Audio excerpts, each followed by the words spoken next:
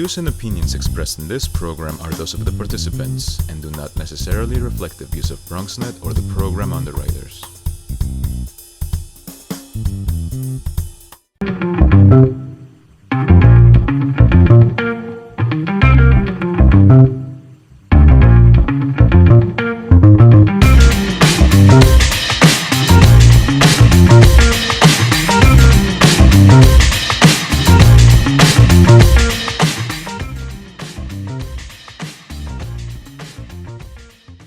Good evening and welcome to the Bronx Buzz. As you probably know by now, this is BronxNet's program where we talk to writers and journalists and editors and photographers and filmmakers. And one of the guests this evening is going to be an artist who is putting stuff out and giving you a chance to put stuff out. But we're going to start right at the top of the program with a gentleman who wrote an op-ed piece. When I looked at that piece, I said, boy, does this cut to the core of what it's about in the Bronx. So I want to welcome a professor emeritus of urban policy and planning at Hunter College and the Graduate Center at CUNY, as well as the author of New York for Sale and the editor of Transformative Planning. It is Tom Angotti. Mr. Angotti, nice to have you with us, sir. Great to be here. When you you look at the title of a book called Transformative Planning, I think that gives my Bronx friends and neighbors a chance to say, we know all about the lack of transformative planning in the city of New York. So tell me a little bit about your perspective and why you wrote what I thought was a fantastic op-ed piece in City Limits. Well, I'm an urban planner and I've taught urban planning and I've worked as an urban planner, 8 years as a senior planner with the city of New York. But the city doesn't do planning. It does zoning, which is a substitute for planning. It doesn't really do it. It doesn't deal with anything except square feet, which is what developers are interested in, getting more square feet. And for a long time, I've been an advocate of long-term comprehensive planning instead of piecemeal development, which is what the city does, project by project, developer by developer. And so the city council put out a report just recently calling for comprehensive planning. It would require the city to do a long-term comprehensive plan every 10 years. And it would be a process that would engage people at the local level, presumably in the kinds of public hearings and discussions that we know the city commonly does. And I just felt that their proposal was half-baked. That is, it's great to have long-term comprehensive planning coming from the top down, that is, coming from a mayor's office, an office appointed by the mayor. But without bottom-up planning, it'll just be another way that the developers will be able to cut through the city bureaucracy and get their projects approved. And the community boards don't have the staff, they don't have the funding, they don't have the power, really engage in a significant way. Let's just interject on the power, because all of their decisions and votes are advisory, and it doesn't amount to a heck of a lot. New York City is a very complex place, as we all well know. Is New York City too large to make that kind of comprehensive plan? And once you start looking at, the 5 boroughs, or even in our case, just the borough of the Bronx as a whole, which is complex enough, aren't you going to eventually come down to, let's do this neighborhood, this neighborhood, this neighborhood, and cordon it off piecemeal, which you frankly objected to? Well, that's a dilemma, and that's a real problem. It's a big city, but it's also inserted within a much bigger region. The majority of population in the New York metropolitan region, which you can't really easily separate from the 5 boroughs. Um, Highways go through both. The infrastructure covers the region, but we don't have regional planning. So let's talk about the city of New York. That's a big chunk of the region, and that is and the city can control it. It has a citywide budget. It has a citywide or potentially a citywide plan for its infrastructure and for controlling development and for dealing with all of the major challenges up front, including the challenges confronting us due to climate change. And our buildings are the major contributor to global warming. We have been through zonings here in the Bronx. Let's look at the Jerome Avenue zoning that was people were very upset about. The Southern Boulevard zoning to the moment has not fully gone through because the chair of the Land Use Committee, Rafael Salamanca, said, I want to know what's really going to be the effect of this. That was like the first notion of like, hey, wait a minute, we're not doing this without a real plan. Let me ask you this. You had put out a 5-part proposal in your op-ed piece, which is very interesting. What if we just took 2 things and I'll extract something out of it? What if we made, and I mentioned this earlier, community boards votes made them actually to have a seat at the table. So it wasn't just advisory, that it actually, a community board could stop a plan, number one. And number two, give the community boards, which I know you're for, give the community boards a larger budget so that they could put a couple of real planners, either on staff or use those funds to do a better job. Is that a good first step to deal with this Euler process that's essentially out of control? Yes, it's a first step, and it was it has been on the agenda of many community boards for ever since they were created in 1977. The city actually, there was a charter revision in the 1980s that required that every community board have a planner. Well, what happened to it? The mayors keep saying, oh, go to the city planning department, they'll help you. That's not good enough. You need to have a staff. I mean, we have community boards that have populations of up to 200,000 people. And that's bigger than most of the cities and towns in the rest of the state of New York. But they don't have a staff. I think that the decentralization, if you will, of community boards and taking the power out started with the Giuliani administration, and Mike Bloomberg, who was a top-down guy and a developer in that way, picked right up on it and didn't say, well, let's go back and restore the funding and restore the power to the community boards. I'm going to give you a perfect example. Literally down my block, there's a row of very nice private houses. Many of them have been there for a long time. I think the 3rd or 4th one in has been abandoned and in disrepair for a long time.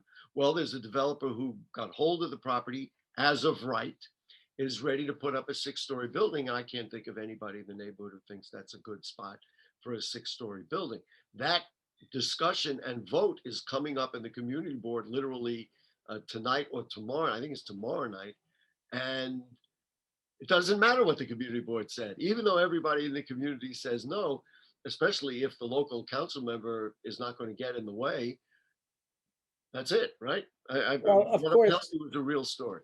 there need to be procedures and there need to be rules that community boards follow, in addition to getting the resources. And there's a legitimate concern among everybody that community boards are truly representative of the populations they are supposed to represent. That's a problem. That's a problem you don't easily solve. And one of the biggest problems is that it's left to the borough presidents and the city council people who appoint folks to the community boards. A self-propagating kind of process, so to speak. Yeah, and who are the borough presidents? That they're leftovers from the 19th century. Let's let's figure out a different way to govern ourselves so you don't have kingmakers deciding how communities are going to organize their decision-making process. We had a mall. I'm living in the Van Cortlandt Village section of the Bronx. We had a mall put in on Broadway, which I believe was misnamed because they called it Riverdale Crossing, which it's not Riverdale Crossing. It's in Kingsbridge, so that's another issue. But they never planned for the traffic or the parking. And if you go there at 4:30 in the afternoon with all the people coming out of BJ's and people going to the Buffalo Wild Wings and people just trying to get home after work, I mean, they never planned it. Let's face it. Before we run out of time, do you think with a new city council, and many of them are going to be young people, many of them will be more progressive or grassroots people, do you think that we have a chance to finally take a look at how we handle development and land use in the city of New York? Or are you concerned that the structures will just perpetuate the same issues? I'm hopeful that the city council is actually becoming more representative, younger people, more progressive, reflecting the ethnic and racial diversity of the city. And they are going to have to confront a lot of the remnants of the old system that has created this very top-down set of line agencies, all under the thumb of a powerful mayor. And as we approach democracy, which means diversity, I think those central silos are going to have to break down, so people have more control over their immediate environments. And that's the thing. People are demanding more engagement because it's essential for improving the quality of life, for solving the big problems that we face, everything from policing to environmental degradation to education, has a local solution as well as a citywide solution. And unfortunately, this reform proposal that's coming out of the city council only looks at it from the top down and doesn't really empower communities to engage in this process.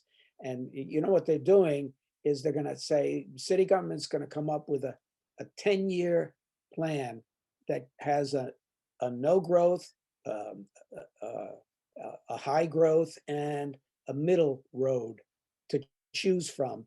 And then community boards are going to be left with these three choices. With a limited structure in which to work. We're essentially out of time, but I appreciate that we ended somewhat on a hopeful note, because maybe there is hope, and giving people the power to, or the authority to dictate their own neighborhoods is a very good thing. And I'm very grateful that Tom Angotti wrote the op-ed piece in City Limits. Thanks, City Limits, for publishing it.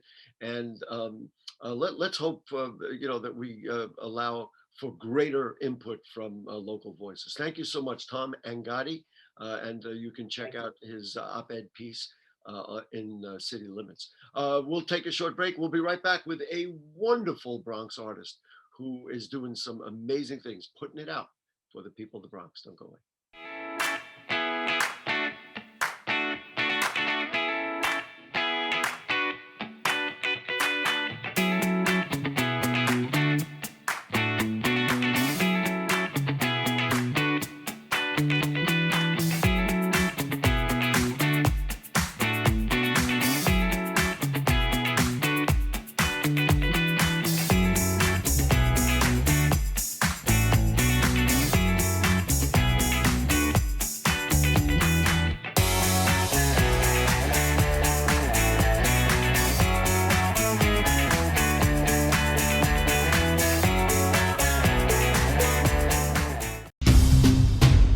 We know that people are dealing with the health crisis, but there's also a lot of food insecurity. We're giving out healthy food options, and that's what's key here. If you're a senior, you have a disability, they'll actually deliver meals to you. The residents are anxious, they're worried, they're scared, they want to be tested. When things were happening in our community and we couldn't get the help. There's almost a presumption of criminality that attaches to your skin color. The site will prioritize those who are at highest risk in the population. If you feel symptoms and you'd like to visit one of these COVID-19 testing sites here in the Bronx, you may call the State Health Department's hotline. Important to note about this site is no reservations are needed. This is a walk-in clinic. A lot of us are out of work and looking for something to do. We have the machinery and the skills to make large scales of these masks and gowns. Take care of your people. It's going to go way further than we actually can understand. Right now, employees like myself are just adjusting to the new reality.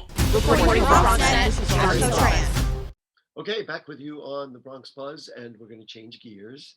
And I'm really thrilled because, we've had a lot of artists on, but this is an artist with a little bit of a different point of view. She's thinking modern, she's thinking other people, and so it's my pleasure to welcome artist Maria Oben onto the program. Nice to have you with us, Ms. Oben. Hi, thank you for having me. Let's just talk a little bit before we get into this whole idea that you are a creator of YouTuber content and all that kind of stuff. Just talk to me about you as an artist. When did you start? When were you interested in art? What kind of art really captivates you? Just give a little background for us. So from the beginning, I always drew ever since I was a little kid, but to take it as a career was an accident, you can say. So I didn't know anything about digital graphic design. I didn't even know what an Apple Mac was until I was 19. Wow. Yeah. You're really sheltered. My parents, one was old school, one was modern, but we didn't know anything about the future, right? Technology. So as I was applying for college, I didn't know what to do. I took liberal arts, but they told me, oh, you're actually in graphic design. And I went, what? I don't know anything about that. And then a couple years later, I took into liking hand lettering, creative lettering, which is, playing with typography. And then I took it to YouTube, and here I am. Really inspires you about being an artist. In other words, okay, so I get it. You learned about it. You were thrown into school, and all of a sudden you were, what? I'm an artist, or I'm in graphic arts. And then what made you say, you know what? I can do this, or I like this, or something that made you want to do it? Well, at first it was just being rejected because in college they make you do portfolio reviews, and obviously I had no clue what typography was, so I just put everything together the best that I could do. And then a lady told me, she went, this is horrible. Since you accidentally came across your graphic design, you should do something else. And I went, oh, okay. But then it was like, you know what? No, it made me have that fire, which is like, I'm going to prove you wrong. I'm going to do the best graphic design that I can do. And then as you go along, you're like, who was she to tell me your work is ugly when I can tell a 5-year-old your work is ugly, but it's actually different, I got to tell you, if you're not a Bronx girl, I don't know who, because that is who we are, and that is my attitude, and don't step in my face. So that was probably the most enjoyable answer you could have given me. I'm glad. So I really, really, really appreciate that. Let's talk about converting to digital, or this whole idea of YouTube. So you created stuff, but then it was like, wait, this is like, whoa. So talk to me about the opportunity that new technology provides for you, even though you didn't have that when you were growing up. Well, YouTube, it's a whole different world. When you start hearing that, oh, hey, you can get paid doing YouTube, I'm like, really? Okay. Let's learn a little coin over here. So I started researching on what's more valuable to do on YouTube. How can you get paid on YouTube? So the highs is, one, you have to show value, education, and entertainment. And I put all those three together and started doing YouTube videos. Okay, I'm going to show you how I learned what I did in a fun way. And at the same time, why not get paid doing what you love? There you go. it's frankly a young person using technology and using what's available and recognizing that they have some ability, something they want to communicate. I think it's fantastic. I want to show this video. That you have a number of videos out there. I want to show this one. I thought this one was just great, and it really explains what Maria Oben is about and gives you an opportunity to engage with her. Subscribe to our YouTube channel. That goes without saying. So I don't know if there's a title to this thing. It's just I'm on Patreon. Is that what Patreon? Yeah, I'm on Patreon. Yeah. I'm on Patreon. All right, let's take a look and then we'll talk about it right after. Here it is. Is it filming? Hey guys, I'm Maria Oben. Whoa. Hey guys, I'm Maria Oben, a creative hand lettering artist producing hand lettering tutorials and multimedia art on YouTube.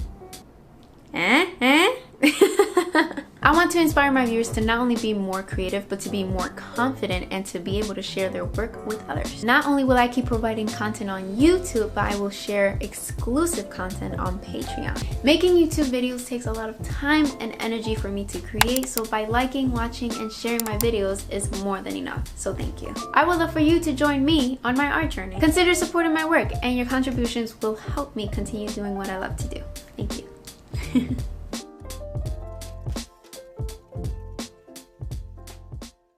There you go. And to me, what it indicates is that you have a little bit of a point of view. You like to use the different technology. Let's talk specifically about what it is that you do that people will really be able to share and experience, which is frankly a large component of what you do. So what I do is creative lettering, which is, playing around with fonts, typography, and just making it your own way. So if I were to do the letters A, I can just make a furry A, or I can make a fancy A, or it's just being creative. Like you can make letters anything that you want. And so what I love about doing creative lettering is that you can relate to anybody, because everyone speaks a language. Everybody knows words. I even started doing sign language, because not everybody can speak.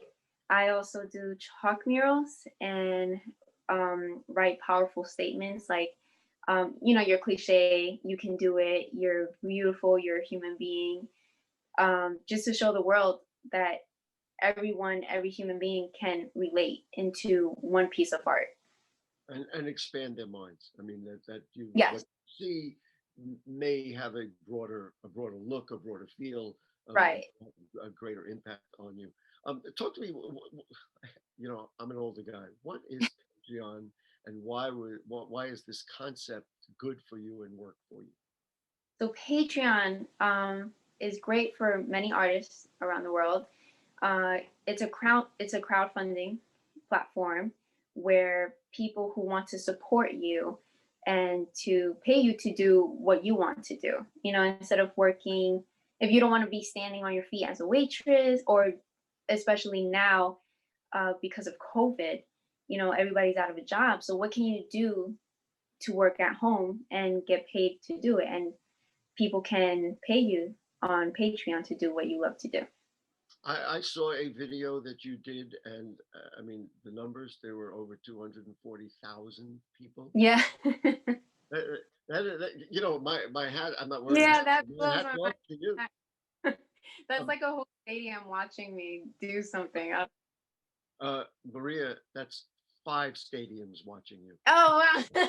I don't know if the stadium that holds 240,000 people, Yankee Stadium holds maybe 45,000 or 50,000. So there you go. Why do you think that one worked? Why do you think that one exploded in that way? Or were you just really fortunate and somebody who had a lot of viewers shared it? I guess because everybody can express themselves verbally, but when it comes to like not just in words, but imagine creating a word any way you want, which you can do with bullet journaling or like making your own art print. You even see it literally around you 24/7 when it comes to advertisements, marketing, Times Square, it's everywhere, like how it makes you feel, how a word can make you feel, whether it's like pop or like a word can be droopy and it makes you sad. So I think that's where people just wanted to learn how to express themselves through lettering. I want to have my producer note down a word may be droopy. Save that. I might need that. Word may be droopy. Yeah. But that to me is exactly what an artist does. This is who you are, and you recognize things like that. Was the conversion from digital and print art to doing video a difficult one? Because and people could see that on the video we showed. You just have, it seems to me, a natural feel like you're okay with it. Let's put it that way. So was it difficult, or was it something that you were just like, well, that's kind of natural? Well, I was very lucky because though I never knew what a Mac was, thank God I knew what a laptop was in high school.